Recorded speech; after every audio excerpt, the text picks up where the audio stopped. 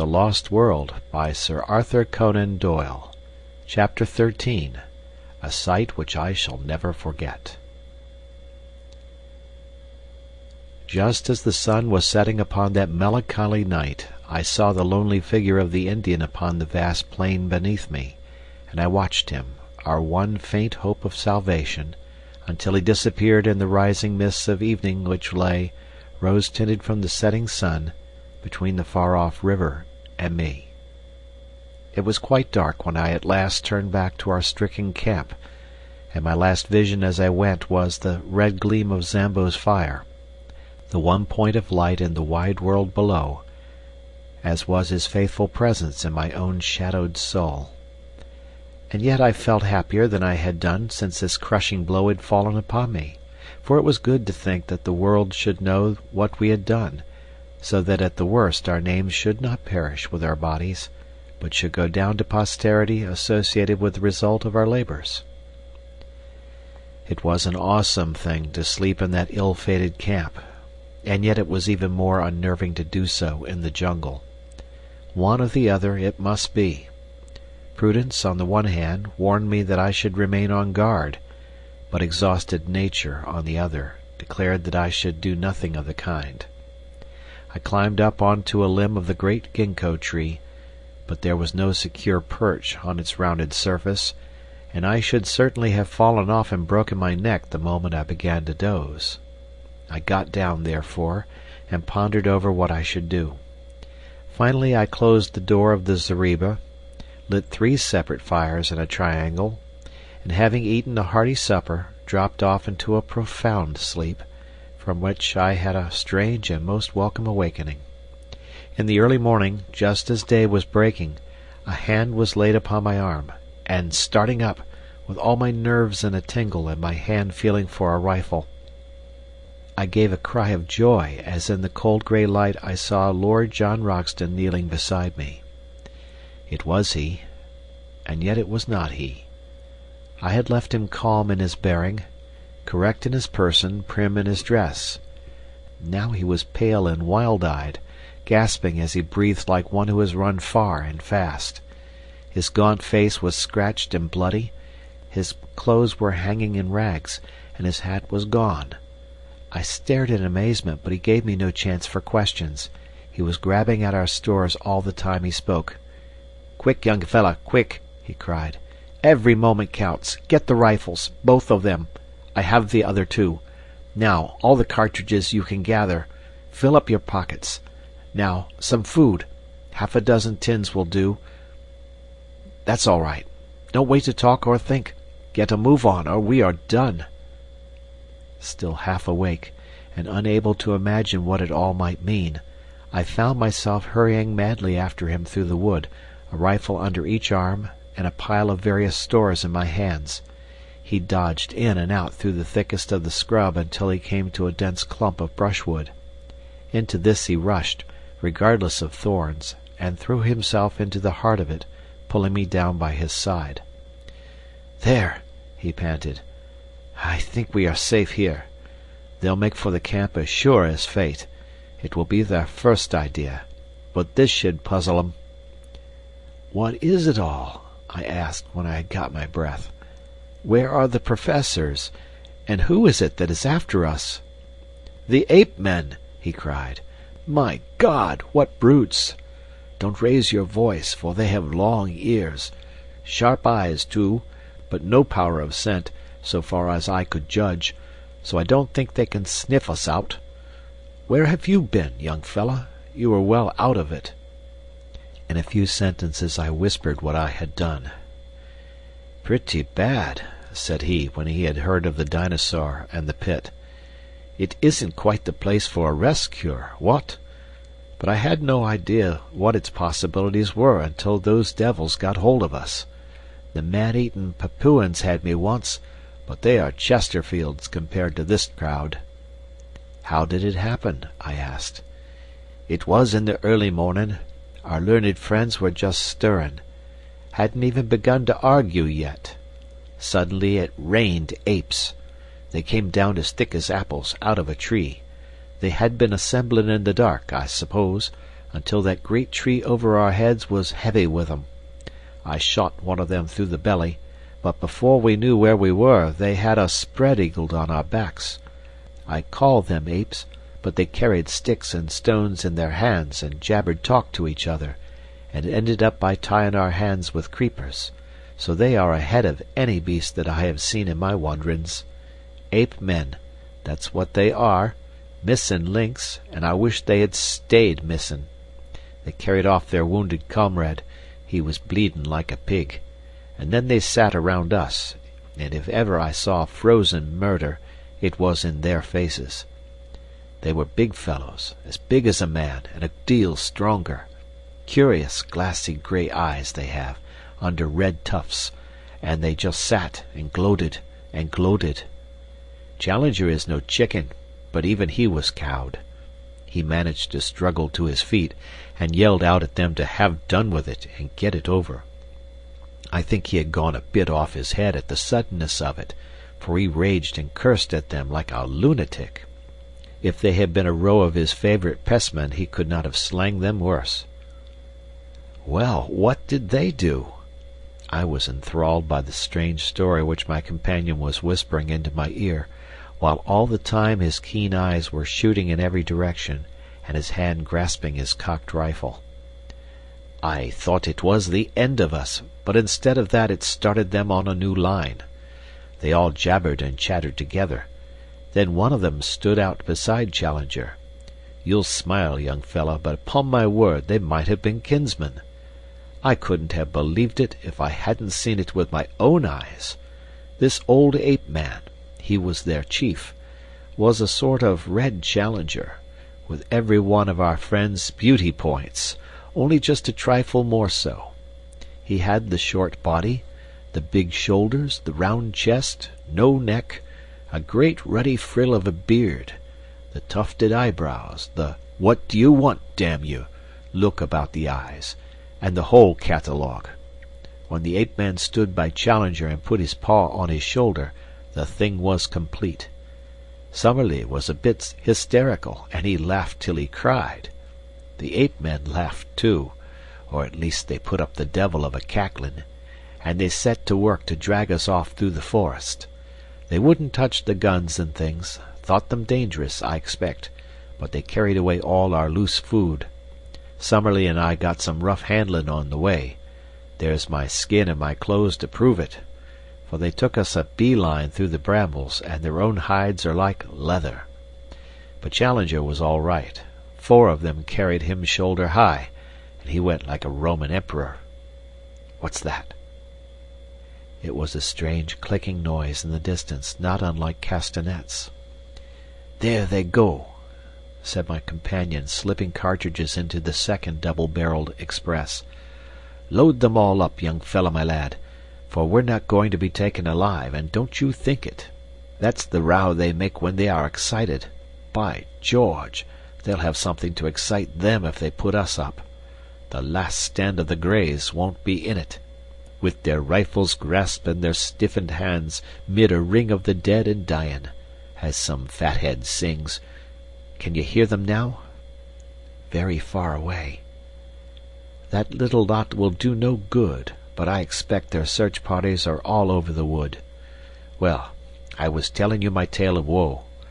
They got us soon to this town of theirs, about 1,000 huts of branches and leaves, and a great grove of trees near the edge of the cliff. It's 3 or 4 miles from here. The filthy beasts fingered me all over, and I feel as if I should never be clean again. They tied us up. The fellow who handled me could tie like a bo'sun, and there we lay with our toes up, beneath a tree, while a great brute stood guard over us with a club in his hand. When I say we, I mean Summerlee and myself.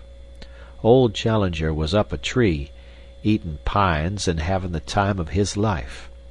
I'm bound to say that he managed to get some fruit to us, and with his own hands he loosened our bonds. If you'd seen him sitting up in that tree hobnobbing with his twin brother, and singing in that rollin' bass of his, "Ring out, wild bells," 'cause music of any kind seemed to put 'em in a good humor, you'd have smiled. But we weren't in much mood for laughin', as you can guess. They were inclined, within limits, to let him do what he liked, but they drew the line pretty sharply at us. It was a mighty consolation to us all to know that you were running loose and had the archives in your keeping. Well now, young fella, I'll tell you what will surprise you. You say you saw signs of men, and fires, traps, and the like. Well, we have seen the natives themselves. Poor devils they were, down-faced little chaps, and had enough to make them so. It seems that the humans hold one side of this plateau, over yonder where you saw the caves, and the ape-men hold this side, and there is bloody war between them all the time. That's the situation, so far as I could follow it. Well, yesterday the ape-men got hold of a dozen of the humans and brought them in as prisoners. You never heard such a jabbering and shrieking in your life. The men were little red fellows, and had been bitten and clawed so that they could hardly walk. The ape-men put 2 of them to death there and then. Fairly pulled the arm off one of them. It was perfectly beastly. Plucky little chaps they are, hardly gave a squeak. But it turned us absolutely sick. Summerlee fainted, and even Challenger had as much as he could stand. I think they have cleared, don't you?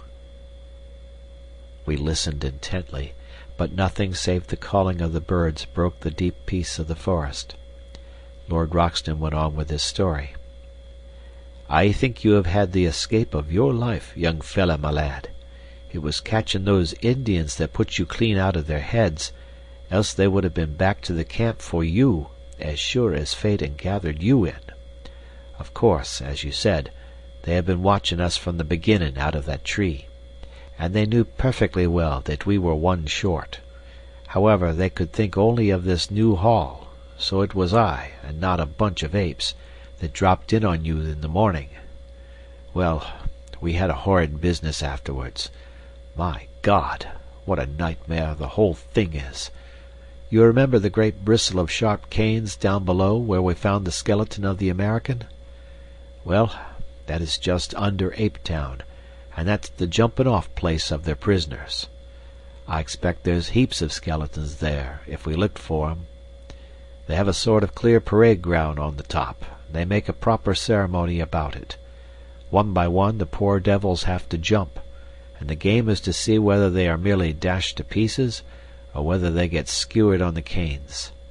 They took us out to see it, and the whole tribe lined up on the edge. 4 of the Indians jumped, and the canes went through 'em like knitting needles through a pat of butter. No wonder we found that poor Yankee's skeleton with the canes growing between his ribs. It was horrible, but it was deucedly interesting, too. We were all fascinated to see them take the dive, even when we thought it would be our turn next on the springboard. Well, it wasn't. They kept 6 of the Indians up for today, that's how I understood it, but I fancy we were to be the star performers in the show. Challenger might get off, but Summerlee and I were in the bill. Their language is more than half signs, and it was not hard to follow them. So I thought it was time we made a break for it. I had been plotting it out a bit, had 1 or 2 things clear in my mind. It was all on me, for Summerlee was useless, and Challenger not much better. The only time they got together they got slanging because they couldn't agree upon the scientific classification of these red-headed devils that had got hold of us. One said it was the Dryopithecus of Java, the other said it was Pithecanthropus. Madness, I call it. Loonies, both. But, as I say, I had thought out 1 or 2 points that were helpful. One was that these brutes could not run as fast as a man in the open. They have short, bandy legs, you see, and heavy bodies.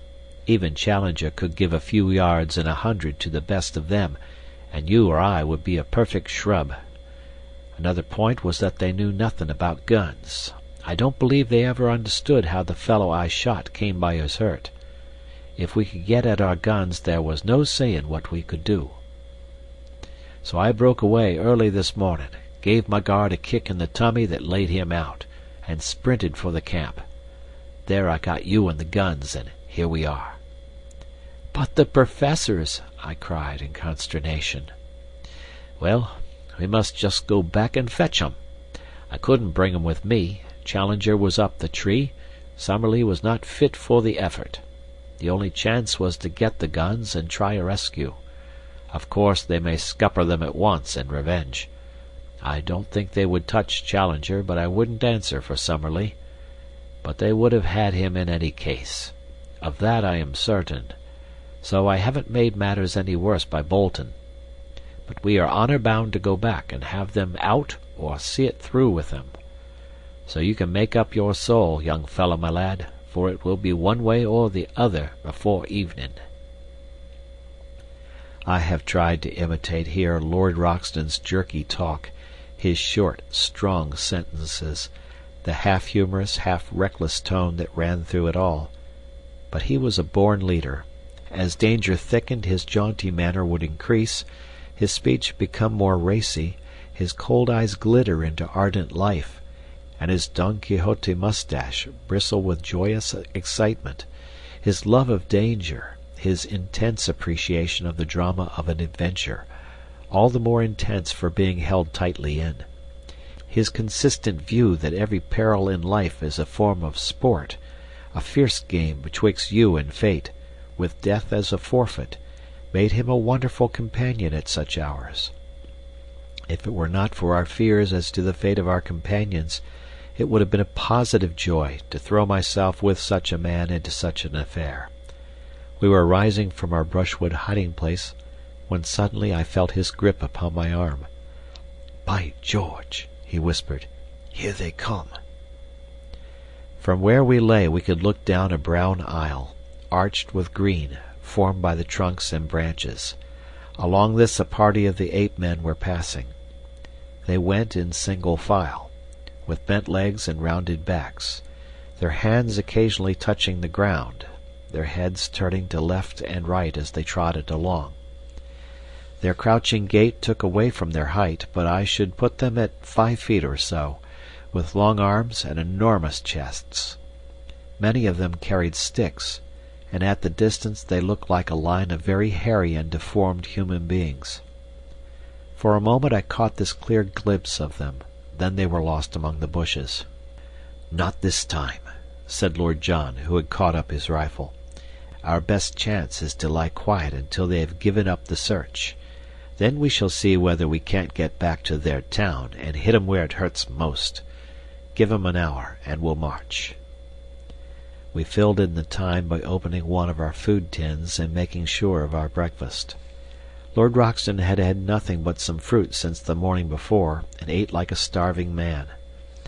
Then, at last, our pockets bulging with cartridges and a rifle in each hand, we started off upon our mission of rescue.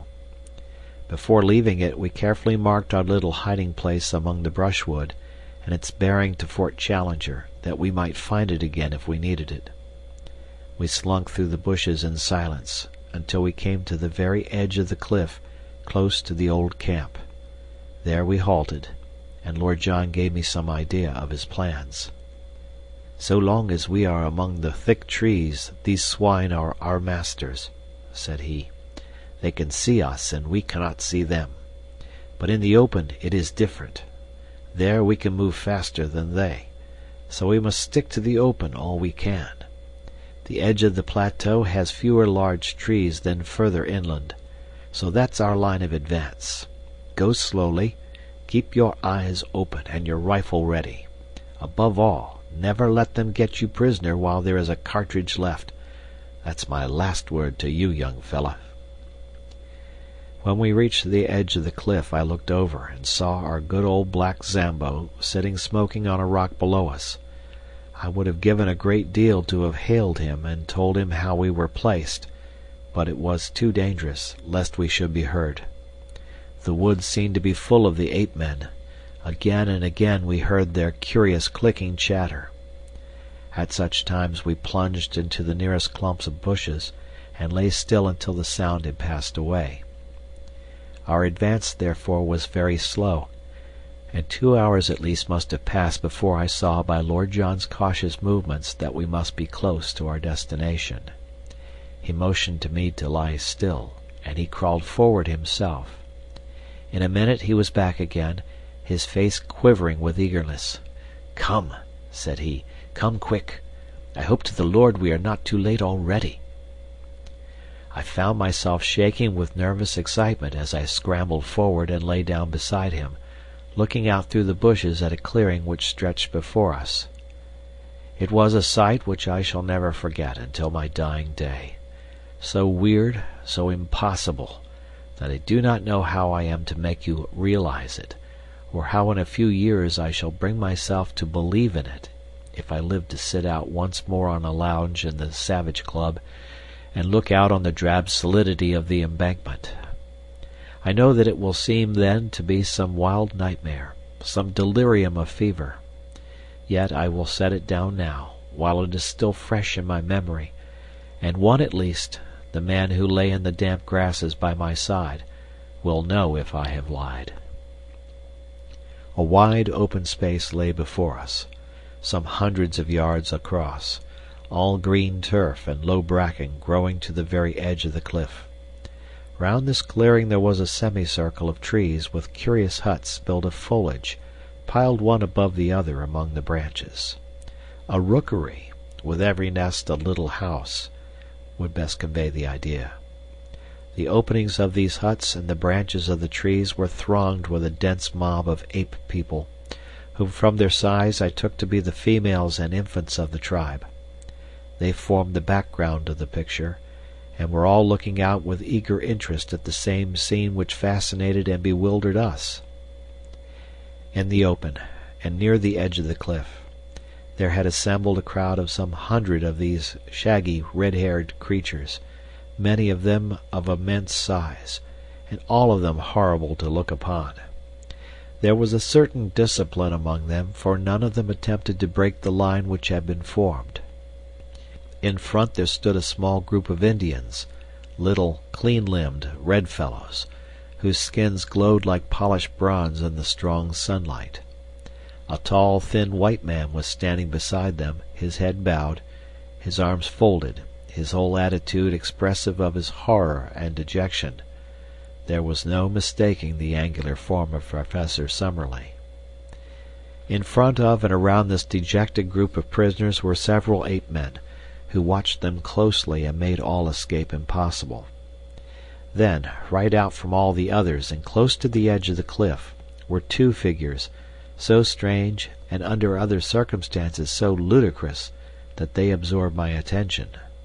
The one was our comrade, Professor Challenger.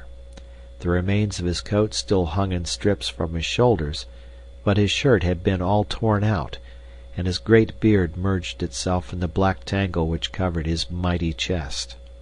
He had lost his hat, and his hair, which had grown long in our wanderings, was flying in wild disorder. A single day seemed to have changed him from the highest product of modern civilization to the most desperate savage in South America. Beside him stood his master, the king of the ape-men. In all things he was, as Lord John had said, the very image of our professor, save that his coloring was red instead of black. The same short, broad figure, the same heavy shoulders, the same forward hang of the arms, the same bristling beard merging itself in the hairy chest. Only above the eyebrows, where the sloping forehead and low curved skull of the ape-men were in sharp contrast to the broad brow and magnificent cranium of the European, could one see any marked difference. At every other point the king was an absurd parody of the professor. All this, which takes me so long to describe, impressed itself upon me in a few seconds. Then we had very different things to think of, for an active drama was in progress. Two of the ape-men had seized one of the Indians out of the group and dragged him forward to the edge of the cliff. The king raised his hand as a signal. They caught the man by his leg and arm, and swung him 3 times backwards and forwards with tremendous violence. Then, with a frightful heave, they shot the poor wretch over the precipice. With such force did they throw him that he curved high in the air before beginning to drop. As he vanished from sight, The whole assembly, except the guards, rushed forward to the edge of the precipice, and there was a long pause of absolute silence, broken by a mad yell of delight. They sprang about, tossing their long, hairy arms in the air, and howling with exultation. Then they fell back from the edge, formed themselves again into line, and waited for the next victim. This time it was Summerlee. Two of his guards caught him by the wrist and pulled him brutally to the front. His thin figure and long limbs struggled and fluttered like a chicken being dragged from a coop. Challenger had turned to the king and waved his hands frantically before him. He was begging, pleading, imploring for his comrade's life. The ape-man pushed him roughly aside and shook his head. It was the last conscious movement he was to make upon earth. Lord John's rifle cracked, and the king sank down, a tangled red sprawling thing, upon the ground. "Shoot into the thick of them! Shoot, sonny, shoot!" cried my companion. There are strange red depths in the soul of the most commonplace man. I am tender-hearted by nature, and have found my eyes moist many a time over the scream of a wounded hare. Yet the bloodlust was on me now. I found myself on my feet, emptying one magazine, then the other, clicking open the breech to reload, snapping it to again, while cheering and yelling with pure ferocity and joy of slaughter as I did so. With our 4 guns the two of us made a horrible havoc. Both the guards who held Summerlee were down, and he was staggering about like a drunken man in his amazement, unable to realize that he was a free man. The dense mob of ape-men ran about in bewilderment, marveling whence this storm of death was coming, or what it might mean. They waved, gesticulated, screamed, and tripped up over those who had fallen. Then, with a sudden impulse, they all rushed in a howling crowd to the trees for shelter, leaving the ground behind them spotted with their stricken comrades. The prisoners were left for the moment standing alone in the middle of the clearing. Challenger's quick brain had grasped the situation. He seized the bewildered Summerlee by the arm, and they both ran towards us. 2 of their guards bounded after them and fell to 2 bullets from Lord John. We ran forward into the open to meet our friends, and pressed a loaded rifle into the hands of each. But Summerlee was at the end of his strength. He could hardly totter. Already the ape-men were recovering from their panic. They were coming through the brushwood and threatening to cut us off. Challenger and I ran Summerlee along, one at each of his elbows, while Lord John covered our retreat, firing again and again as savage heads snarled at us out of the bushes. For a mile or more the chattering brutes were at our very heels. Then the pursuit slackened, for they learned our power and would no longer face that unerring rifle. When we had at last reached the camp, we looked back and found ourselves alone. So it seemed to us, and yet we were mistaken. We had hardly closed the thorn-bush door of our zareba, clasped each other's hands, and thrown ourselves panting upon the ground beside our spring, when we heard a patter of feet, and then a gentle, plaintive crying from outside our entrance. Lord Roxton rushed forward, rifle in hand, and threw it open. There, prostrate upon their faces, lay the little red figures of the 4 surviving Indians, trembling with fear of us, and yet imploring our protection. With an expressive sweep of his hands, one of them pointed to the woods around them, and indicated that they were full of danger. Then, darting forward, he threw his arms round Lord John's legs, and rested his face upon them. "By George!" cried our peer, pulling at his moustache in great perplexity. "I say, what the deuce are we to do with these people? Get up, little chappie, take your face off my boots." Summerlee was sitting up and stuffing some tobacco into his old briar. "We've got to see them safe," said he. "You pulled us all out of the jaws of death. My word, it was a good bit of work." "Admirable!" cried Challenger. "Admirable! Not only we as individuals, but European science collectively, owe you a deep debt of gratitude for what you have done. I do not hesitate to say that the disappearance of Professor Summerlee and myself would have left an appreciable gap in modern zoological history. Our young friend here and you have done most excellently well." He beamed at us with the old paternal smile, but European science would have been somewhat amazed could they have seen their chosen child, the hope of the future, with his tangled, unkempt head, his bare chest, and his tattered clothes. He had one of the meat tins between his knees, and sat with a large piece of cold Australian mutton between his fingers. The Indian looked up at him, and then with a little yelp, cringed to the ground, and clung to Lord John's leg. "Don't you be scared, my bonny boy," said Lord John, patting the matted head in front of him.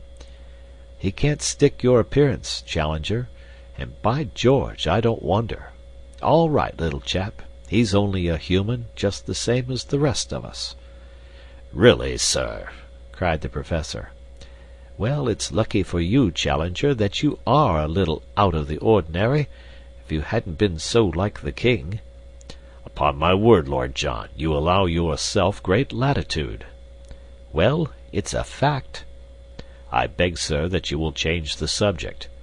Your remarks are irrelevant and unintelligible. The question before us is what are we to do with these Indians? The obvious thing is to escort them home if we knew where their home was." "There is no difficulty about that," said I. "They live in the caves on the other side of the central lake. Our young friend here knows where they live. I gather that it is some distance." "A good 20 miles," said I. Summerlee gave a groan. "I, for one, could never get there. Surely I hear those brutes still howling upon our track." As he spoke, from the dark recesses of the woods we heard far away the jabbering cry of the ape men. The Indians once more set up a feeble wail of fear. "We must move, and move quick," said Lord John. "You help Summerlee, young fellah.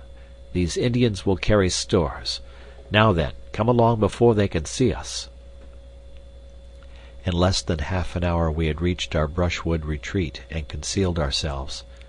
All day we heard the excited calling of the ape men in the direction of our old camp, but none of them came our way, and the tired fugitives, red and white, had a long, deep sleep. I was dozing myself in the evening when someone plucked my sleeve, and I found Challenger kneeling beside me. "You keep a diary of these events, and you expect eventually to publish it, Mr. Malone," said he with solemnity. "I am only here as a press reporter," I answered. "Exactly. You may have heard some rather fatuous remarks of Lord John Roxton's, which seemed to imply that there was some resemblance." "Yes, I heard them." "I need not say that any publicity given to such an idea, any levity in your narrative of what occurred, would be exceedingly offensive to me." "I will keep well within the truth." "Lord John's observations are frequently exceedingly fanciful, and he is capable of attributing the most absurd reasons to the respect which is already shown by the most undeveloped races to dignity and character. You follow my meaning?" "Entirely." "I'll leave the matter to your discretion." Then, after a long pause, he added, "The king of the ape men was really a creature of great distinction, a most remarkably handsome and intelligent personality. Did it not strike you?" "A most remarkable creature," said I. And the Professor, much eased in his mind, settled down to his slumber once more. End of chapter.